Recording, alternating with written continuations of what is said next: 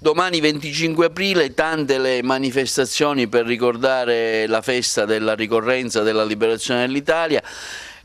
Il luogo prescelto quest'anno è Racalmuto. Sì, quest'anno il prefetto Diomede ha scelto Racalmuto, si è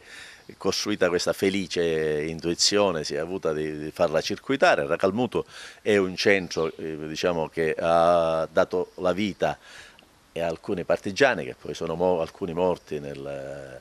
durante la Resistenza, al nord uno Luigi Pensillo, un altro Scimè, altri anche vivi. È un centro diciamo, che anche dal punto di vista culturale ha dato l'età a uomini come Leonardo Sciascia, il circolo di Caltanissetta, che era poi diventato un circolo diciamo, di Racalmuto, un circolo culturale, un circolo democratico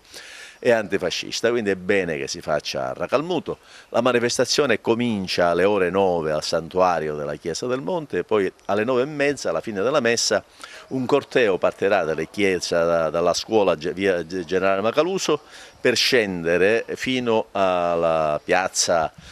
Castello, che da noi si chiama Piazza Umberto, ma tutti chiamiamo Piazza Castello, e lì si svolgerà la manifestazione. È un dato, una manifestazione importante quest'anno perché è la ricorrenza del 70° della Costituzione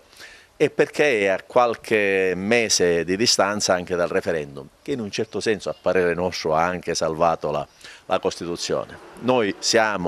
È un momento in cui diciamo, è di festa, ma è anche di memoria, per pensare a quello che è successo. La memoria è un antidoto, è una specie di vaccino perché non si ripetano i fatti che sono avvenuti in passato. Oggi, se qualcuno mi chiedesse i partigiani, perché tutti si chiedono ai partigiani che farebbero, oggi certamente i partigiani che hanno combattuto due guerre, quella di liberazione e la seconda guerra mondiale, sarebbero per la pace, e in un pericolo in cui la pace è naturalmente in discussione, loro combatterebbero perché si affermasse la pace e sarebbero accanto ai disoccupati, sarebbero accanto alle persone che vogliono garantiti i diritti che la Costituzione assegna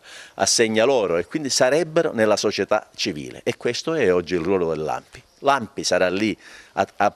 diciamo, l'ha fatto per tutto il mese d'aprile, a costruire un 25 aprile importante, e poi naturalmente augurerà a tutti di godersi questa festa che ci siamo meritati come popolo italiano.